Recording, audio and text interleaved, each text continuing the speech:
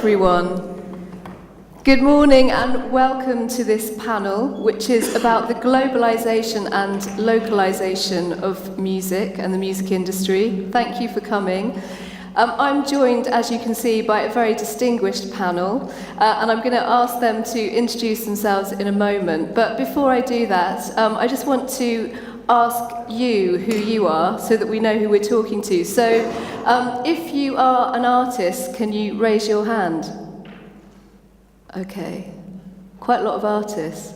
Great. What about people who are working in the music industry with artists? Okay, a few less. And how many of you are actually from Spain? Lots of you. Hola. Buenos dias. Okay, I'm Vanessa Reid. I'm Director of PRS for Music Foundation in the UK, which is a charity that supports talent development and new music in the UK and internationally. And what we're going to talk about today is the fact that music is available all over the place, all of the time, everywhere. And so what does that mean for developing strategies when it comes to music, and how global is the industry now? That's one of the questions we're going to be looking at. So without further ado, I'm going to ask Mark if you could just introduce yourself, tell us a bit about your company and also which markets are most important to you. Hello, everybody. I'm based in Vancouver, Canada. I'm with a company called Network Music Group, which I helped to start 30 years ago.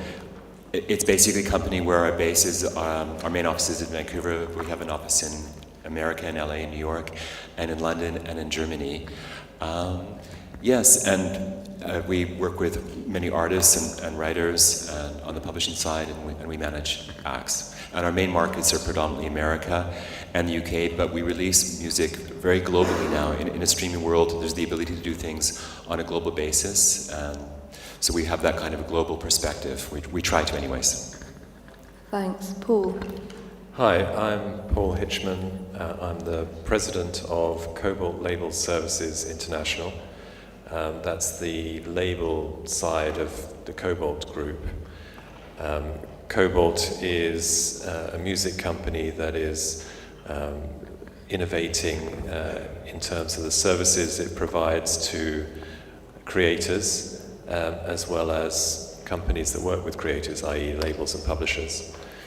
And we have an approach to working with creators where we provide services to those creators rather than signing their rights. So the creators we work with retain ownership of their rights. We provide services to them, whether it be publishing or label, and we take a share of the revenues generated. So it's a different, more collaborative and partnership-based approach than some of the traditional record industry models. And we also have a digital distribution platform called AWOL that works with about 20,000 artists globally, and that platform distributes and promotes music globally across all of the digital platforms. For the label services clients, where we're putting out records on a physical basis as well as a digital basis, we have a network of physical distribution partnerships in all of the main territories around the world. So in the context of this discussion, certainly we view the world as a global market, but we try and balance that with local presence and local representation. Good morning, I'm Christoph Ellinghaus. I have had for 25 years a little boutique indie label in Germany called City Slang. Wow, this sounds irritating.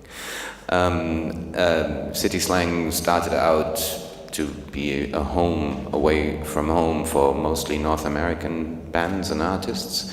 So we traditionally looked to license music from over there for over here, and getting them out and all over Europe and the UK.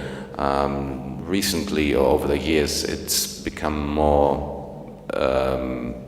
we added Japan and Australia, and so We have the head office is in Berlin. We have a little office structures in London and in Paris, and we've just opened a US office, and now we are actually releasing music globally, and we're signing artists straight at the source in the US, and we release them everywhere. Being a German company, over those 25 years haven't released too many German names or bands, simply because I don't like too much German music. There's just a couple, like the Not Twist is one of them, the Toroko Road, Hauschka is the piano dude who we work with, but that's pretty much it, I think. Maybe a couple more. Thank you. Hi, my name is Theo Sifuzati. I run the publishing arm of Warp. Warp started out in Sheffield over 25 years ago as an independent electronic record label. Initially started from a shop and developed, eventually moved to London, and we now have offices in Paris and most recently in Los Angeles. We represent a range of innovative, forward-thinking artists in all genres. Thank you. So that's your panel. We're going to give you a chance to ask questions later, so please can you be thinking of any challenging questions you want to pose to the panel at the end of our chat. And we're now going to maybe start with Theo. Can you just tell us a bit more about your approach to global releases, and particularly I'm interested to hear from you what you think the challenges are. I think our approach is really, I think we generally go with the music first and what we feel is innovative in the music field. But I think the challenge is that different, because we tend to pick those artists that are a bit more challenging, that sometimes it can take longer in certain parts of the world for people to get their head around what a particular sound is, or sort of understand what the artist is trying to do. And I think for us the main challenge is obviously everything has to come out simultaneously, but that obviously because of piracy, but that sometimes doesn't allow for the sort of stage campaign that you might have had certainly in the beginning of me joining the company. And I would say primarily finding ways to build the artists in different territories in different ways is the main challenge for us. Thanks. And Christoph, tell us a bit more about your approach to working globally, and tell us why it's taken you 25 years to open an office in the States, and why do you actually need to do that?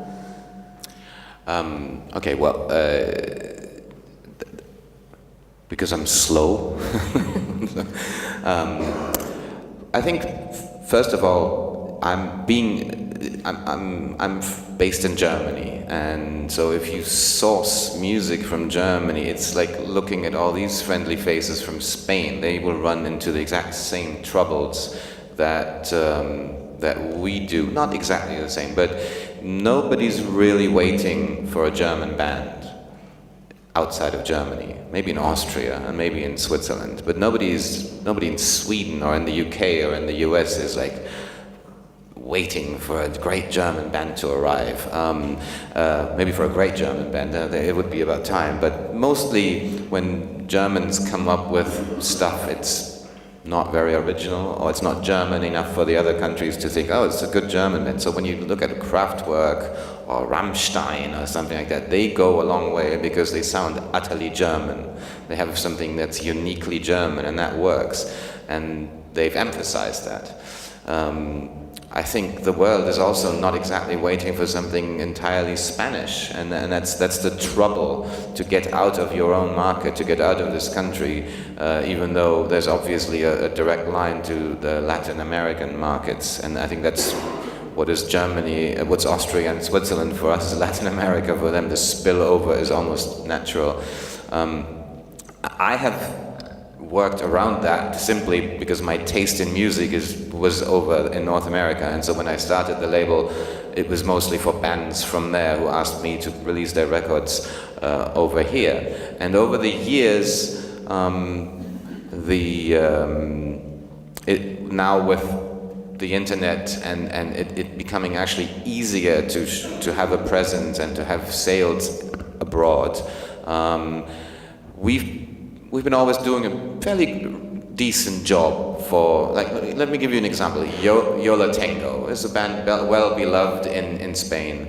We released from 1990 to 98, I think we must have put out about 6 Yola Tango albums, and they were very happy with our work in Europe, and they weren't so happy with their label situation in the US. So they looked around and they said, we need to find a proper label in the US, that's home market, this is important to us.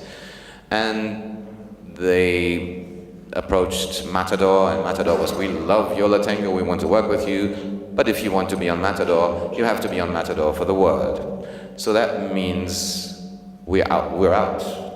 You know, Europe was just an afterthought, and they signed to Matador, and we lost the band.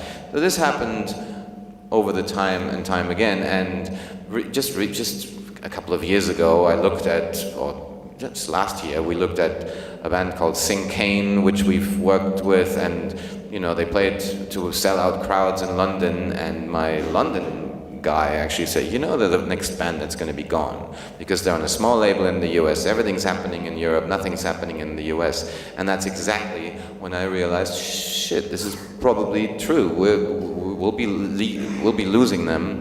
And it's those examples where I was like, you know, if we just build a structure that is comparable, and I mean, we're not going to be Matador, we're not going to be Sub Pop or Warp for a long time in the US, but we'll be doing it. And then it just all came together. We got some rights for the world. I found the right person to do it with, and that's why it took me so long. I've made several attempts, but I never found the right person. And now I feel we have the right person, and now I'm really quite excited about the prospects. Great. And Mark, I mean, tell us a bit about your approach to global releases versus working territory by territory, and how those two kind of are coordinated. Well, I think that it's very easy in one way to release a record for the world. If you, in the streaming or digital world, in iTunes, you can kind of hit the world button and it will come out worldwide, or in most markets, same with Spotify. The challenge is it's up there, but how do you promote and market it so that you have visibility?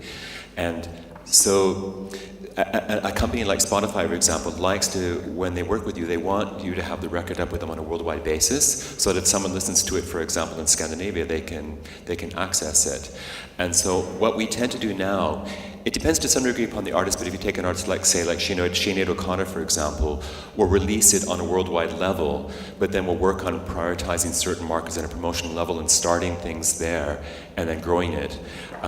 Or Act Like Passenger, for example, where you will work in a certain market and try and build profile and visibility, whether that's taking it to radio, whether it's working at a press level, an online level, and really focusing on trying to build profile. And once you reach a certain point, particularly important media markets like America or the UK, then it will tend to, that attention will infiltrate into other markets, whether it's the Benelux or Spain, or even a market like Korea or wherever, and it will help to then create visibility and help to grow that act on a worldwide level. So on the one hand, we tend to release digitally worldwide at the same time, but then we stagger the physical release very often, and our real marketing focus once we've established a kind of a profile and visibility in some of the key markets.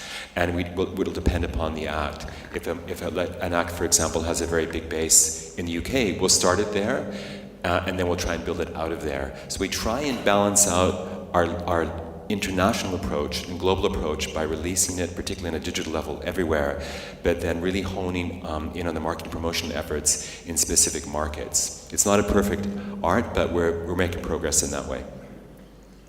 And what are the main challenges for you, Paul, with the various services you're delivering? Yeah, it very much depends on the type of artist and the the stage that the artist is at that we're working with. If you think about the more established artists that we work with, like Nick Cave and the Bad Seeds, or Lenny Kravitz, let's say, those are artists that already have a global fan base and a global history of putting out records. So there, the big challenge is managing a simultaneous global release across, maybe 30 or 40 markets at the same time, because we believe that that's the best way to go, not to stagger releases territory by territory, but to launch across the globe. And then you have the challenge of, one artist can only be in one place on one day. So you have to really plan out a campaign around leading up to the launch of a record, and then sustaining a campaign around a record over many months. And that involves a lot of planning around promotion and touring and availability and opportunities that arise. You can't be too rigid with your plan, because an opportunity could arise in the US that you want to take advantage of, and then you have to compromise in some other territories at that time. So that's a big planning challenge and a coordination challenge, working in partnership with management and agents and all the different stakeholders in a campaign. At the other end of the scale, with a totally new artist, it's similar to what you were saying, where you need to find those initial fans and maybe one or two initial markets that are connecting with that artist, and build relationships with the digital platforms like Spotify or Apple Music, or any of the digital platforms, to try and fan the flames of interest in a new artist. And then there are other artists we work with that maybe have momentum in a territory. We work with an artist called Susan Sunfor that has a good base in Scandinavia, and an artist called, let's say, Little Sims, who's a new rapper in the UK who has real attention in the UK. So there you need to balance up the real interest and momentum that you have in one territory, whilst at the same time looking to develop and expand the interest in other territories. But I think that really helps. I think in the whole conversation about the globalization of releases, there's no substitute for having a story to tell in one territory, whichever territory that is. We have UK artists that have real momentum in the US and vice versa. So there it's a question of, where is there a story? Where can you build from? And it's that initial story that you then can start to tell around the world. And if we're talking about new emerging artists, do you think the industry is investing enough in the live side of things when it comes to international, so touring, alongside global releases which can more easily be done digitally, which, with less cost? Well, I don't think there's enough dialogue between the live industry and the record industry. Historically, I think they've been quite wary of each other, and they're both being impacted by the growth in digital music and the globalization of music. And I think there's real scope for agents and promoters to collaborate more directly with managers and record labels or distributors to plan and combine campaigns to really, especially when you think about sustaining releases. I think a problem with the major label system that a lot of artists suffer from is that records come and go very quickly. And I think, artists don't like that for obvious reasons. And, the nature of touring is that it takes place over a much more sustained period of time. So I think there's much more that can be done to combine an artist's promotion around touring with their promotion around their record releases. Any other thoughts on digital versus live and where the investment's going and global campaigns? Yeah, I think certainly a few years back, the talk was about 360 deals as the solution to have whoever's releasing your records to also have a stake in live and sort of take that global view. But I think by and large, certainly us as a company, we've steered away from that because I think every artist, in terms of that cooperation, what it means. Every artist has such varying needs. Some artists need actual investment. For some of them, it's not an investment; it's more of a coordination. So, and I think the record business is a long-term investment for the most part. And live is by culturally you can change booking agent much more easily than record label. So I totally agree with that point that. Just because there isn't a direct financial incentive doesn't mean that there shouldn't be more a global approach and more of a team approach to the campaign. I would say that live is very, very key for most artists in helping succeed in getting more visibility in America, for example, in terms of doing radio visits, press visits, in stores. All of those things are very, very key when you plan a campaign that involves the release of the record. But aligning that with the agent and the touring is absolutely key for most artists. And I would say that's the same for, I know, for example, in Europe, in Germany, for example, we rarely will be able to prioritize a record in Germany. We let them know that the artist is going to be touring there because the press is going to pay attention when the act's in the market. It depends to some degree what kind of act you are. If you're a pop act entirely, it may not be so important, but if you're a singer-songwriter or a folk artist or a rock act, touring is really, really key. And when you sign an act, generally you want to make sure that the live show is very strong because you know that the live side of it is going to be very, very key with the act aligning with the label and setting out to promote and market and grow your visibility internationally in all markets.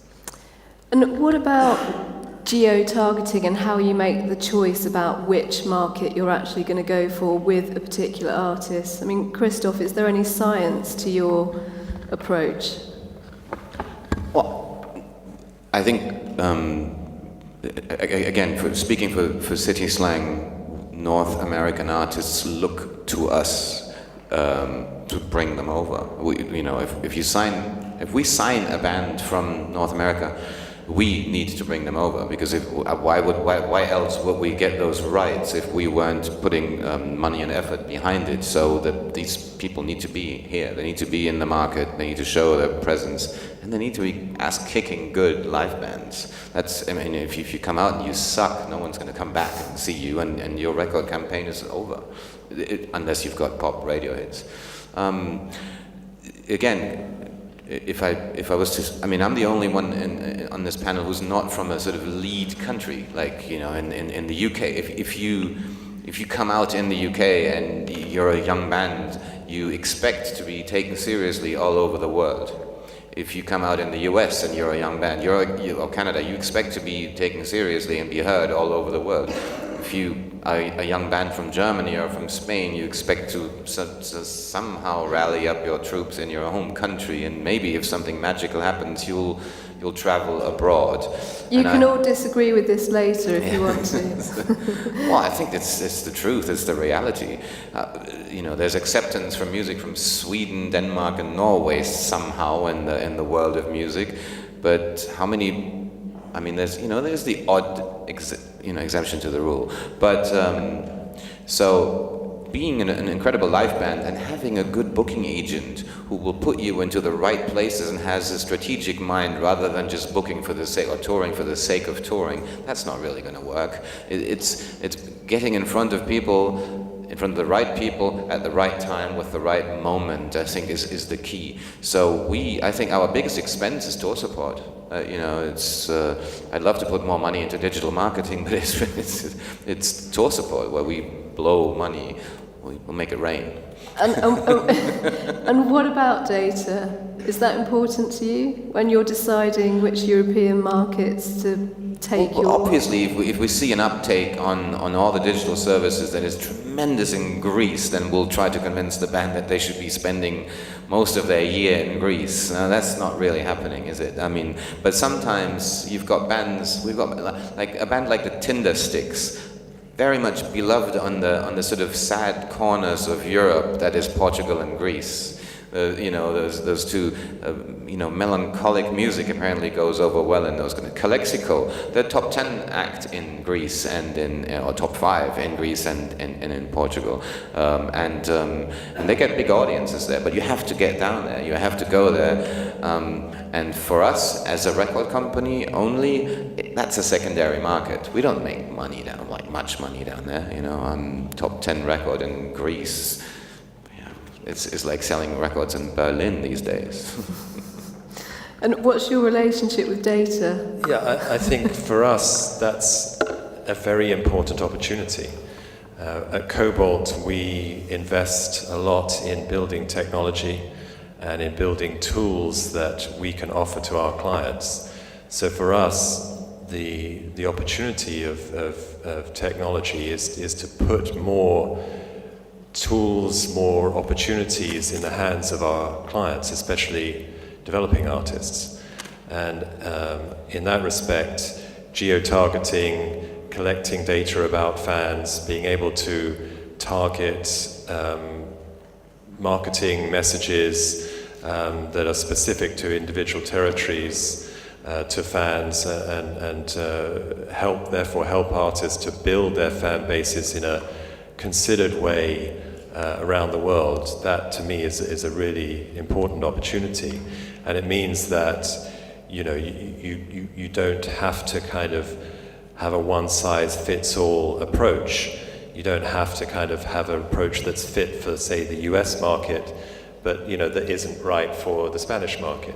And how far down do you drill? So do you go into city data, or is it territory by territory? We tend to work territory by territory, but I think you can go further than that, and I think that's the thing that I was saying about the potential for collaboration between the live side of the business and the record side of the business. The data we get and are able to investigate and build tools out of, from social media data, streaming data, YouTube data, that can really give us the ability on a granular level to look at individual cities or areas and share that data with agents to plan campaigns and to see where things are working, like you say, and that I think it doesn't solve the problems, but it gives tools to the artists and the managers to be more intelligent about finding ways to solve the problems. Yeah, I'd agree. I mean, data is really, really key. I mean, for example, in the Spotify world, you can tell if a song on an album is really getting a lot of plays. It may help you determine what the next single is, for example, and with Spotify now you can kind of geo-target where a lot of the plays are, and so you can then focus on that as a really good touring market. You need to get the act in that market. It's not that dissimilar, for example, if you have data coming back in terms of the popular radio markets, because particularly in America is really like 4 countries. You have the West Coast, East Coast, Midwest, and the South. And if one market is responding very, very well, then you really geo-target the touring in that market, ad spends in that market, Facebook advertising spends in that market, and you really try and grow that to be uber successful, and then you can then move it on, and then hopefully that success will then lead on to other markets. So geo-targeting for us over the course of within countries, in terms of zeroing in on cities, and then on an international level, it's very, very key over the context of a long marketing campaign where you're working with the agent, working with your local promotion partners, and everybody in publishers, film and TV synchronizations. And I think it's something, a lot of these tools can be ones that are accessible for managers as well. And I think that there's the intent, probably Cobalt being one of the companies, where they'll be able to grow the accessibility for that data so that many artists will be able to use that in figuring out where to be playing live, where to be spending your monies on hiring promotion companies, for example, what labels may be interested because in a certain market you have more visibility than in others. So it's very, very key, and it's a tremendous tool we all have in moving forward. Any thoughts, Theo? Yeah, I mean, I've got a background in sync licensing, and I think, I mean, because we're talking about data, you know, as maybe we're, you know, here we meant, you know, big data, you know, streaming numbers and social statistics, but there's also very simple data. For instance, when you invite people down to your shows, and you know how many people express an interest in coming, and how many people actually turn up, and you know it's something with which we're all guilty of within, you know, music companies, where, you know, there's always everyone wants to get involved in the initial planning stage, and you know, but instead of analyzing what actually happened, you know, even simple steps don't necessarily get taken. So I would say, for instance, on the live side, if you're going to play the US, think that you have some sync potential, for instance, because maybe you've had some activity. Think about who you're targeting as your first show. Is it for fans? Is it for the PR, you know, for the press and radio, media contacts, or is it for the licensing people? Because the ideal show for one of those audiences isn't necessarily the ideal show for the others. You know, the fans might be quite happy to come and see you in a club at 2 a.m., but no one from the media will come. So yeah, I would say you can do a little simple analysis to get a feeling of where you're at, and yeah, try to plan accordingly. Okay, so we've been talking quite a lot about how we promote the artists that you're already working with globally, but what about discovering talent?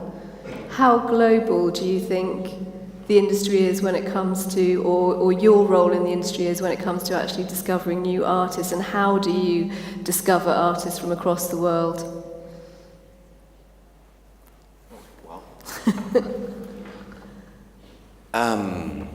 Well, we've been around for 25 years, so when we get a specifically targeted approach from somebody saying, I know what city slang is, I know what you guys do, I think we fit right in there, we are your new favorite band, listen to this link. And then we listen to the link and we'll go, sorry, you're not our new favorite band, but you're good. And then we've got bands we work with, and they have friends who are in bands, and we've got managers, and they have other managers, and it's just that. It's a network of people that you've built up over the years, and you know, when we put a Caribou record in the top 10 in the UK, all of a sudden we're a hip label in the UK again, and we get a lot of approaches from the UK. When we have something rather successful in France, we'll get some French stuff thrown at us. We've just picked up a band from South Algeria, simply because our French guy thinks is going to be doing magical things in France. And he played it to us in Berlin, and we all kind of fell for it. We all thought, this is really good. It's not music that we normally deal with, but it's really well done and interesting and incredible. And if you think France will be reacting strongly to this, then let's just try and roll it out everywhere. So we'll be releasing that in the US. And our US guy is actually quite excited about it. But how it happens, it has to speak to us. It has to feel original to us and interesting and musically challenging, and not something that other people are already doing. That's the problem. Hi, we're the Belgian Tinder sticks. Like, I have the original Tinder sticks. I don't need the Belgian version of that, you know, and that happens all the time. So. How about any of you? And I was thinking in a way about that idea of feeling like you could be missing so many things. I mean, we're in a huge, in a context where everything is possible, and yet our worlds, I think, are much smaller than we think they are. So how do you kind of work against that? Well, we have our AWAL platform. AWAL is AWAL, and that's an entry level for us. That's and for Cobalt, and virtually any artist is welcome to apply to join the AWAL platform, And as I say, we have 20,000 artists using that platform at the moment, and we're looking to scale that very significantly over the next year or two. So that's an entry level where artists can get some basic services, can get their music into the market, can get some tools and data to help them.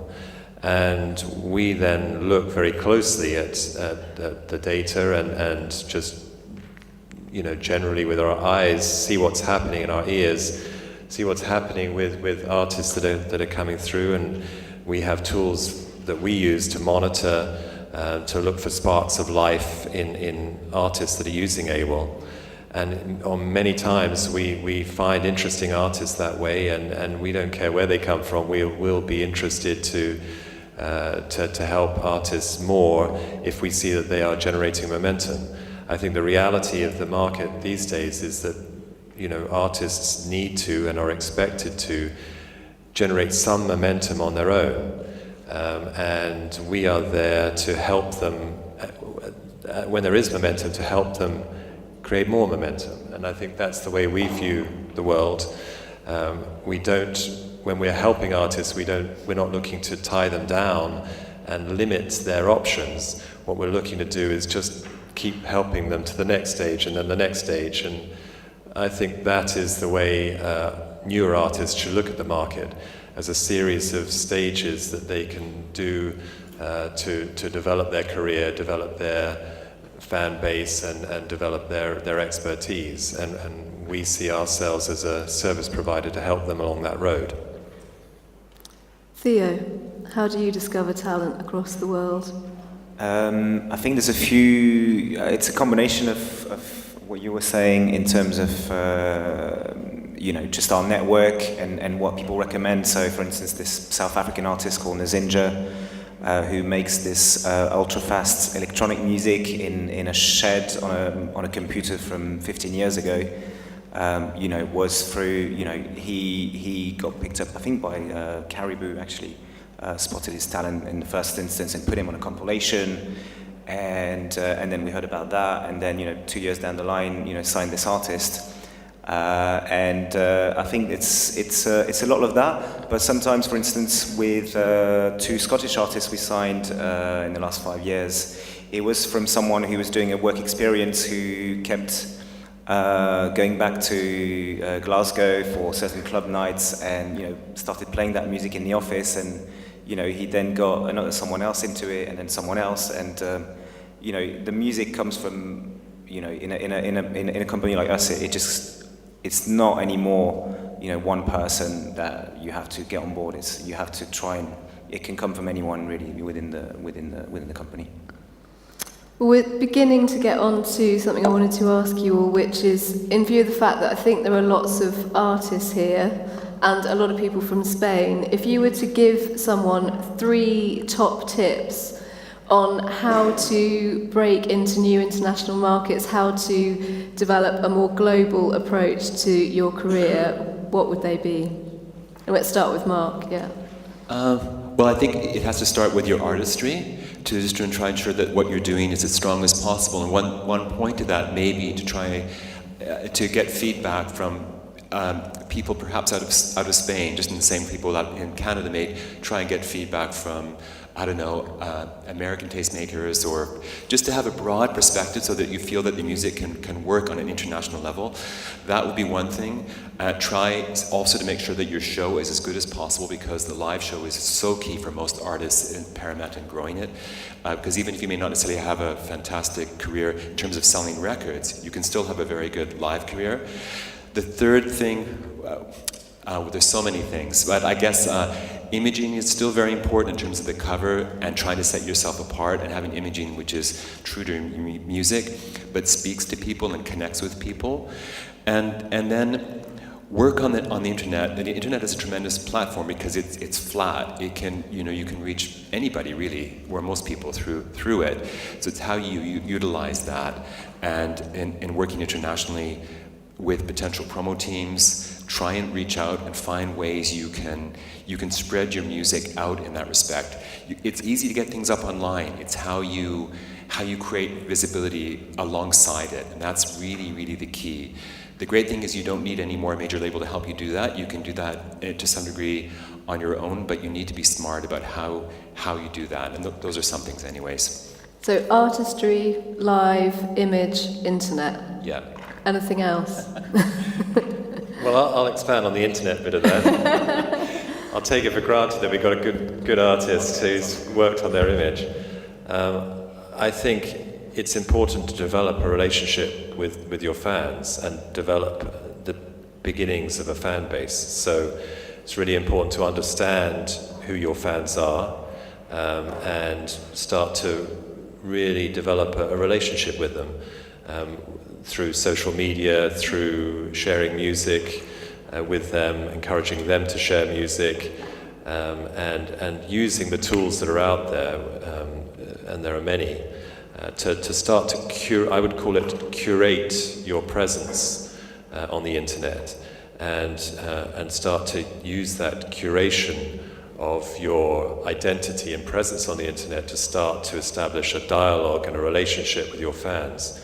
And when you have that basis of a fan base, then you can start to push music out, an early single, early EP, both on a promotional level through online channels, blogs, and in other tastemakers, but also through a service like our AWOL service that I was mentioning earlier on, and there are others, to start to get a presence on the digital platforms like Spotify and Apple Music and others.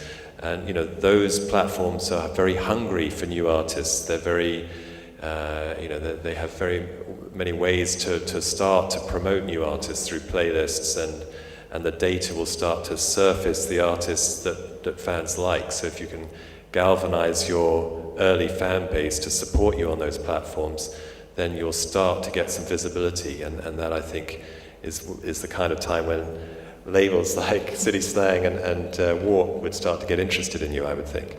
And that relationship with fans is something that we've talked about quite a bit during this conference. I don't know if any of you came to Benji's session where he was talking about pledge music, but 17% of your fan base are super fans, I believe, and they're the ones who are prepared to pay for your music as well. So I think that's really important. Christoph, any other thoughts? Not really. I mean, they've said it all. When you just maybe you ask yourself, why do artists like John Talabot, DeLorean, or El Grincho, why do they work outside of Spain?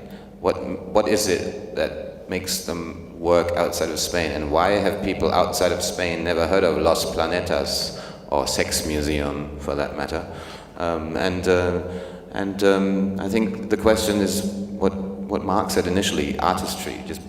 You have to do something that is original, that is not akin to copy something that's already existing in London or LA. And I think that's when people are going to listen up, and they're going to listen to you, and they're going to listen to your music and go, wow, this is something that's going to this is something that I like, and it's something that I haven't heard before. And you can do all the work on the internet with your fans and everything. That doesn't necessarily mean you'll get out of your home country. I mean, that's my humble theory.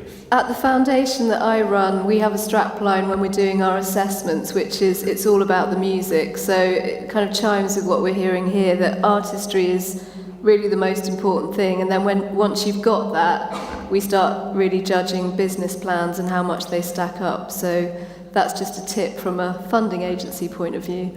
And Theo?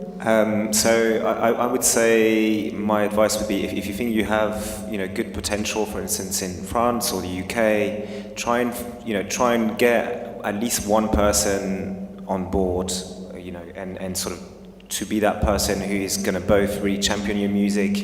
Maybe they're a radio DJ, maybe they're another artist who will take you on the road with them. If you can get one person to be really supportive, and they can be there to give you advice, tell you what the next stage is. That's generally how I find a lot of British bands have some success in the UK, when maybe Giles Peterson or people who are considered influential at some point pick up on it. And I think that's like a key stage of making it into another territory, which Great. Well, we've got about 10 minutes left, so I want to open things up now so that you can ask questions. There is a microphone available, so can you raise your hand if you've got a question? Over here. One over here.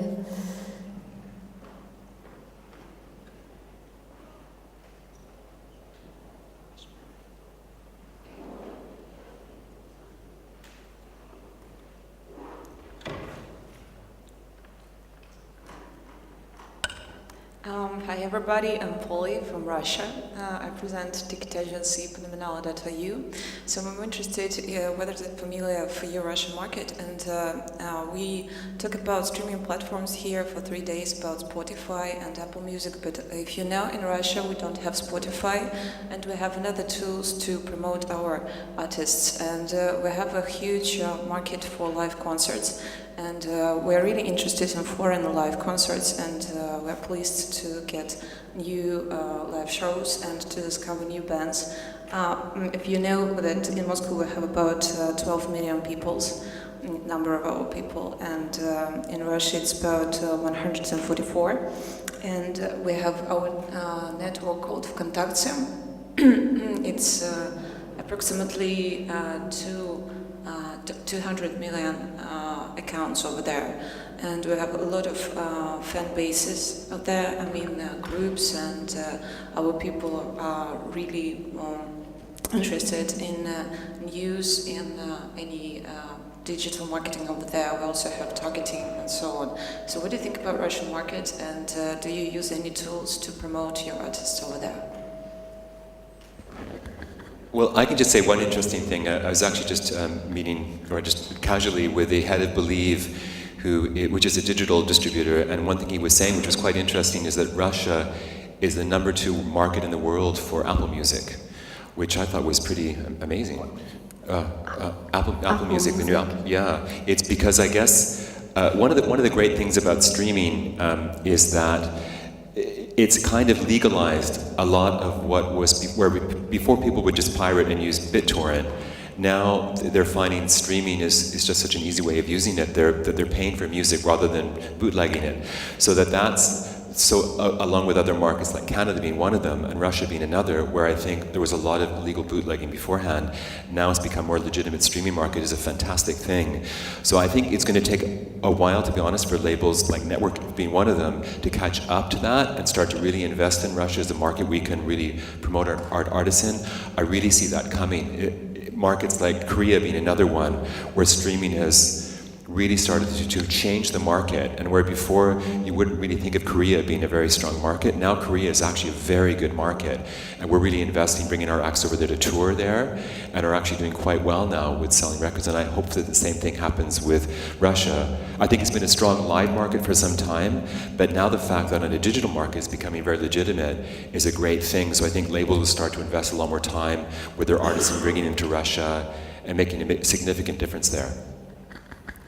Yeah, I just add that, although I've mentioned Apple Music and Spotify, we work with streaming platforms that are targeted more in specific areas of the world, like Claro Musica in Latin America, or Deezer in France, or Zvuk and other platforms in Russia.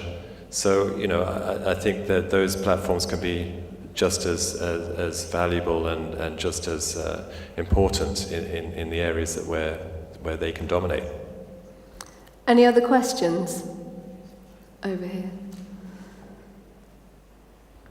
Thank you very much for comments. So I wanted to ask you if you have observed some kind of unexpected cultural flows from different regions, like, I don't know, German music playing very well in China, China music playing very well in some other places. Can you make any comments on that? Any unexpected cultural flows? Unexpected cultural flows. Surprisingly, I don't know, let's say Chinese music playing very well in Latin America, African music playing very well in China, Indian music playing very well in Australia. I don't know, maybe you haven't observed it, just talking about global music. But then it's not unexpected, is it? If you've got something. I just had an example. Like Lang Lang, piano player, it's big. I think all over the world, right? That's not necessarily unexpected because there's a huge classical music upbringing, education, training. I think it's there's more pianos being sold in China now than anywhere else in the world, and people are learning their craft from an early age. I mean, sometimes you've got the odd. Well, what was this? There was a humongous song. The biggest song ever on YouTube is from Korea, right? Yeah. So there are these things that happen, but I don't think you can bank on them, or anyone can. Are those orchestrated things? It is a marvelous thing, though, isn't it? That the biggest thing ever in music and YouTube is from Korea. I think that just says that anything is possible. Yeah. Any other questions?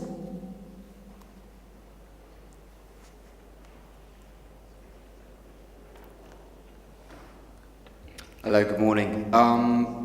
From the point of view of someone who dabbles in music production, agency, and also local promotion here in Bilbao, talking about my organisation's particular case, I found it very interesting how you guys touched on the idea of 360 deals. So although we're not an actual established record label or anything of the sort, we do offer services to artists that may be established or not so established, for example, in the Spanish market. In particular, with reggae. We've been working with UK reggae artists for quite a long time in this particular area in Bilbao. Artists that were virtually unknown, and over a question of years and through quite a lot of hard work with not much economic return, we have created a market for them here. Now they... So what's the question? My question is, do you think that it is better to establish that partnership with established artists or up-and-coming artists? And are promotional campaigns in local cities alongside music that's being put out, even if it's not on your own label, as valid as working it yourself? So, for example, putting out a song with an artist, for example, establishing a relationship and then promoting it on a very local level. What do you think is the best way forward? I would say, I would say that whether the 360 element is done in a contract and you directly benefit, or whether you have something that you're specializing in, you still need to ensure that the rest of the other aspects of an artist's career are looked after. Because ultimately, if they can't make a living from music, then whatever aspect you're looking after is just not going to be there anymore. So I think it can be done in lots of different ways. It doesn't have to be this all-encompassing deal. It can be a couple of aspects, and you put them in touch with some other companies that you have some affinity with, and you think could do a good job, and you'll benefit that way. So I think there's lots of flexible ways to just have this mentality of like all the aspects. I think we've got time for one last killer question, if anyone can think of one. Any final questions? No? Okay, well, you'll have a chance to meet the panel afterwards, I'm sure. So I just want to say thank you to you all for coming. And would you also join me in thanking the panel, Mark, Paul, Christoph and Theo?